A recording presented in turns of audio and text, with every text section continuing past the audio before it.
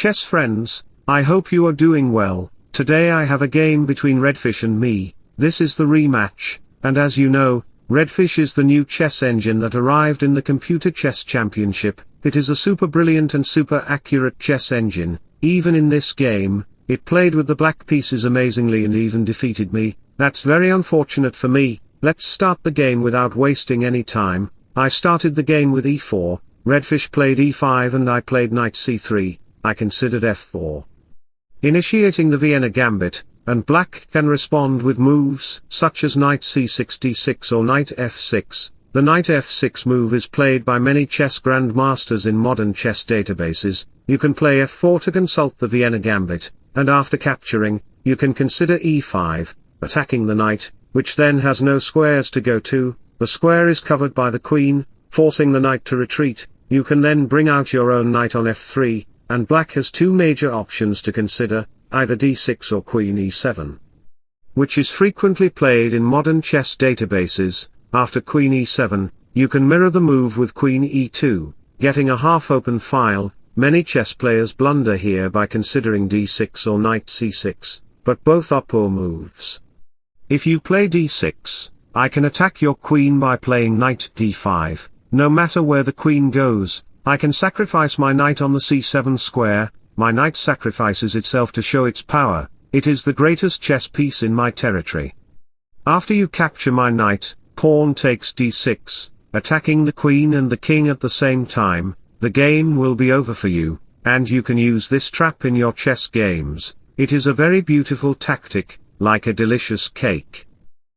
Going back to the position, Redfish didn't consider knight c6, instead, it played knight c6 and I went with pawn to f4 because I had no fear. Before that move, I could have gone with bishop c4, which is also playable. Let me show you a variation with a secret gambit that is uncovered. Black plays bishop c5, a copycat move because Redfish is nothing but a tissue version of my UCI. He just copied my move, so instead of f4, you can consider queen g4, attacking the pawn.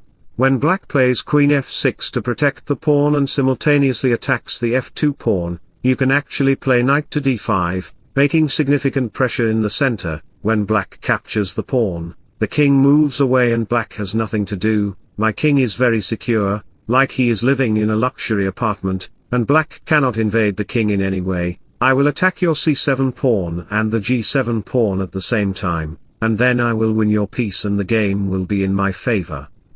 Alright, going back to the position, we discovered that bishop to c4 could be played, but I decided to go with more accuracy, f4, deploying the Vienna Gambit. When you capture it, I should mention that Vienna is a very beautiful and precious city where you can sit beside a lake for hours and watch the beautiful sky. The knight comes to f3 to guard the h4 square from the queen's attack, and Redfish strikes with g5, saying that its army will attack my knight. Stop, Redfish, you are nothing to me because I am red, and red is the most dangerous color and symbol. In chess, I am Redfish, and I am better than you. There is only one fish, that is Stockfish. Let me go with h3, here, I could go with h3, then black would consider h6, and white can actually play d4, creating a pawn structure in the center to control the key squares.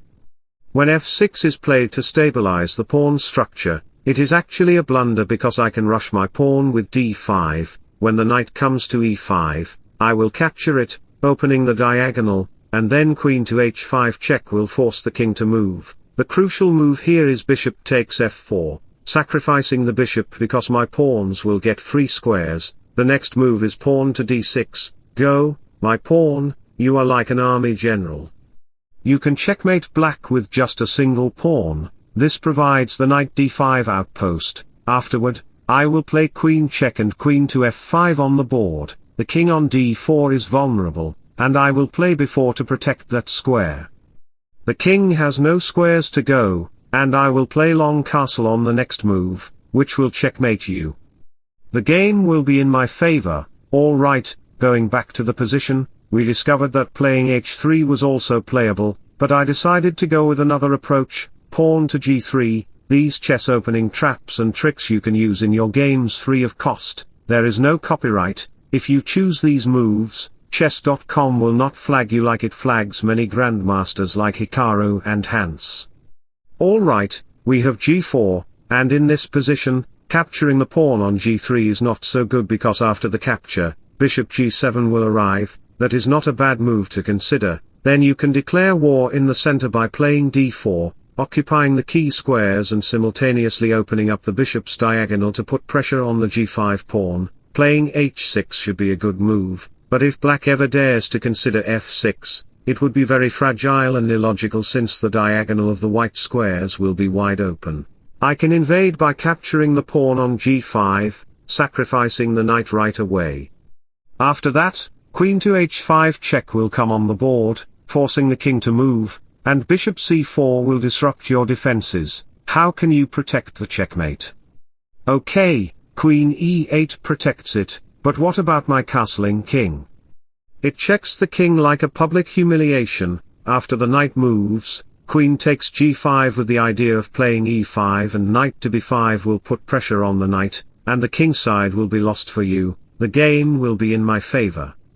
So, let me share an inspirational and amazing quote with you. Don't let your loyalty become slavery. If they don't appreciate what you bring to the table, let them eat alone. Going back to the position, Redfish didn't consider f6, instead of g3, we have g4, Redfish is just trying to attack me. Afterwards, he played f3, making two key pawns, and he will play bishop g7 to open the diagonal. My bishop will get the c4 diagonal as well, but I have to deal with these two pawns, like uninvited guests at a wedding just there to eat. Let me go with d4, and I played h3 on the board to attack the pawn. Redfish responded with h5, saying, "My hands are bloody, don't make them bloodier, Stockfish, I will eat all your pieces, be careful." I told Redfish, "Look, I am just going to play casually. I don't know what you will do with these three pawns." Consequently, after a few moves, I played bishop to g5, attacking the knight and queen. When the queen moves to a5, we have some exchanges on g4, and bishop out to c4, attacking the pawn. Think a little bit about what you should consider in this position. Redfish didn't consider any normal moves like moving the bishop or knight. Instead, he played a great move, b5, attacking my bishop because my king is on the queen side. His GPS tracker queen and pawns will invade the queen side along with the bishop's diagonal. That's crazy. Bishop moving back happened in the game.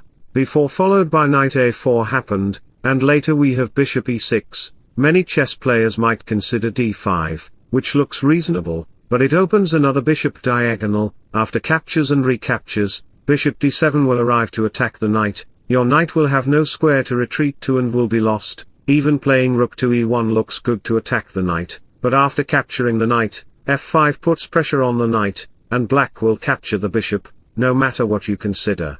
The king will go to d8 and be safe. You cannot capture the bishop because of queen a1 mate. If you capture the bishop with your c-pawn, the rook will arrive to access the file, and there is also queen takes a2, which is nearly a checkmate. So, after playing queen g5, which looks good, black will sacrifice his bishop on b2, challenging white to capture it. After queen takes a2, queen takes c2 will lead to mate. I am not a fool like you, I will move up my king, and after a check, king moves, queen to c5 will arrive, and the king has no square to retreat. The king has to move up, and after a check, the rook blocks, and pawn to f6 comes on the board. Both queens are under attack by the pieces. What should you consider in this position? After capturing, bishop to e5 check happens, attacking the king. The king is completely suppressed by black's armies and is in danger, like walking on a lava surface. White has nothing to do in this situation and will be gone. Alright, going back to the position, we discovered that playing d5 is a bad choice, which is why we have king b1. After the rook comes, we have a3 to attack the pawn on b4, that's the idea. After the bishop exchanges, we have f6 followed by the bishop moving back, takes b4, and you can see that I get my three ugly pawns on the b file, like wearing three caps one by one on my head. That's a joker's act. After the queen moves, We have queen c2 because I want to play d5 to attack the pawn. Later on, my rook and bishop will attack the d6 pawn. That's my strategy. After captures and the bishop moving, the queen moves back, king here, and rook to h5 comes on the board with the idea of playing rook b5 to attack the pawn. Rook to b8 will come casually to make a triple rook and queen battery, like an electricity generator to attack these pawns. That's what happened in our game. After a few moves, we have knight c3 followed by rook b4, and you can see that both players' positions are just cramped. How can I invade black?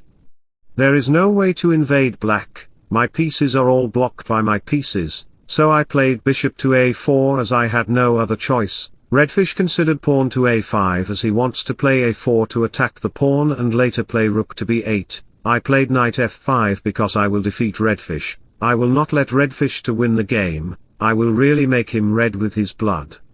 So, Redfish picked up the knight, and after the capture, we have queen d7. You can see that my bishop and a pawn, along with my queen, are in play. How can I attack black?